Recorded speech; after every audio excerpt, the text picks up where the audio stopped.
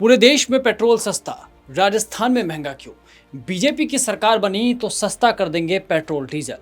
ये लाइनें मेरी नहीं, ये लाइनें थी पीएम मोदी की जब राजस्थान विधानसभा के चुनाव थे। नागौर में पीएम मोदी ने ये बातें कही थी, पर आज भी राजस्थान में पेट्रोल के दाम पड़ोसी राज्यों की तुलना में कहीं ज्यादा है।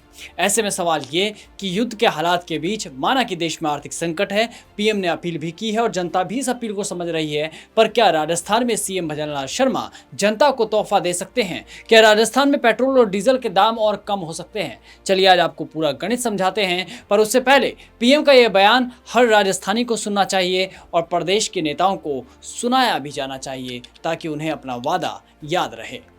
यूपी में पेट्रोल राजस्थान से 12-13 रुपया सस्ता है। गुजरात में 12-13 रुपया सस्ता है। हरियाणा में 12-13 रुपया सस्ता है। राजस्थान में भाजपा सरकार आते ही पेट्रोल की कीमतों की समीक्षा होगी और अब तक जो रुपया जमा किया वो किसके खाते में गया इसकी भी जांच होगी और समीक्षा कर करके लोकहित में नए सिरे से निर्णय लिया जाएगा। देखिए, पीएम ने उस समय कहा था कि समीक्षा करते हैं, तो चलिए हम भी आपको आंकड़ों में समझाते हैं कि क्योंकि 15 मई और आज 19 मई 2026 को लगातार 2 बार मूल्य जो है संशोधित हुए हैं, यानी कि दाम बढ़े ही हैं, कम नहीं हुए, जिससे जनता की कमर तोड़ दी गई है, जेबों पर असर पड़ने लग गया है। लेकिन इस महंगाई की एक सच्चाई ये भी है कि इस समय भारत के मैदानी राज्यों में, यानी जो मैदानी राज्य हैं हमारे, उनमें सबसे ज़्यादा टैक्स जो है वो राजस्थान की जनता से वसूला जा रहा है। बता दें कि राजस्थान में सिर्फ तेल की जो बेस प्राइस पर है उस पर ही टैक्स नहीं लगता, बल्कि सरकार इस पर अतिरिक्त सेस भी लगाती है।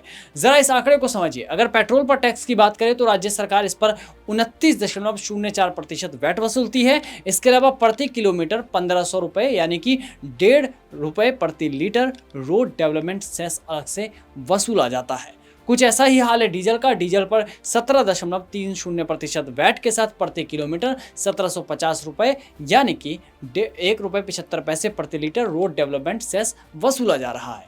इस भारी भरकम टैक्स के कारण ही आज जयपुर में पेट्रोल जो है वो तकरीबन 110 के पास पहुंच चुका है और डीजल के दाम भी आसमान पर है। कमाल की बात है कि पेट्रोल पर सबसे ज्यादा वैट वसूलने वाले राज्यों में राजस्थान शामिल है। ये तब है जब सरकार बनने के बाद सीएम भजनलाल शर्मा ने 2-2% वैट कम किए थे, क्योंकि पीएम मोदी के वादों को भी उन्हें पूरा करना था। उस समय एक छोटी सी राहत दी गई थी, लेकिन उसके बाद से वैट कम नहीं किए गए। देश में पेट्रोल पर सबसे ज़्यादा वैट तेलंगाना में लगाया जाता है, जो कि 35.20% है और ये पूरे भारत में सबसे ज़्यादा है। इसके बाद कई राज्यों में भी ज़्यादा टैक्स दरें देखने को मिलती है, जैसे कि अगर आंकड़ों में देखें तो आंध्र प्रदेश में 31% है, साथ में 4 रुपये प्रति लीटर अलग से और रोड डेवलपमेंट सेस अलग से लगता है।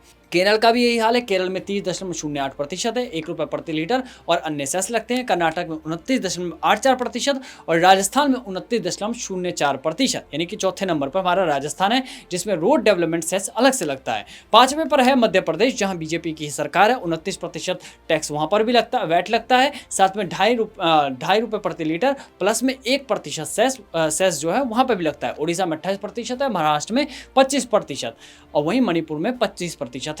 कमाल की बात है कि राजस्थान के जिन पड़ोसी राज्यों का जिक्र पीएम ने किया था उनमें दिल्ली है। दिल्ली में 29.40% वैट लगता है, उत्तर प्रदेश में 19.36% और हरियाणा में 18.20%, साथ ही पंजाब में पेट्रोल पर 16.58% वैट के साथ 10% सेस लगता है।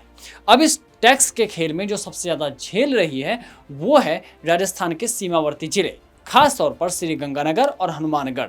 जयपुर या जोधपुर के डिपो से इन जिलों की दूरी अधिक होने के कारण स्थानीय माल भाड़ा यानी कि ट्रांसपोर्टेशन का कॉस्ट भी इस पर बहुत ज़्यादा लगता है। इन सरहदी इलाकों में पेट्रोल और डीजल की कीमतें पूरे भारत के गैर पहाड़ी इलाकों में सबसे महंगी है।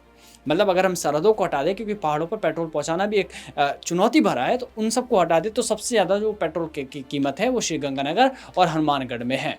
श्रीगंगानगर के ठीक बगल में पंजाब और हरियाणा की सीमाएं लगती है, जहां कीमतें राजस्थान की तुलना में काफ़ी कम है। नतीजा ये हो रहा है कि राजस्थान के बॉर्डर पर स्थित सैकड़ों पेट्रोल पंप आज बंद होने की कगार पर है, क्योंकि स्थानीय लोग और ट्रक चालक राजस्थान की जगह हरियाणा या पंजाब से ही पेट्रोल लेना पसंद करते हैं। अब सवाल ये है कि अगर सीएम को जनता को राहत देनी हो तो वो क्या कर सकते हैं, क्या उपाय हैं? तो पहला तो यही, जैसा कि पीएम ने वादा किया था कि हम समीक्षा करेंगे और फिर वैट को कम करेंगे। यानी कि राजस्थान सरकार अपने वैट को पड़ोसी राज्य जैसे कि हरियाणा में 18.20% है या फिर उत्तर प्रदेश में 19.36% है के बराबर ले आए तो पेट्रोल की कीमतें सीधे 9 से 10 रुपए प्रति लीटर तक कम हो सकती है। पेट्रोल डीजल पर लगने वाले प्रति लीटर 1.5 रुपये और 1.75 के फिक्स सेस को भी अगर अस्थायी रूप से फिलहाल निलंबित कर दिया जाए, साथ ही वन स्टेट वन पॉलिसी अपनाई जाए तो श्रीगंगानगर और हनुमानगढ़ में भी लोगों को फायदा होगा। खैर, लोग इस बात को समझ रहे हैं कि युद्ध का दौर है और पीएम की अपील को लोग सीरियसली भी ले रहे हैं। वो बात अलग है कि मोदी के ही नेता अभी फिलहाल रीलबाजी में लगे हुए हैं।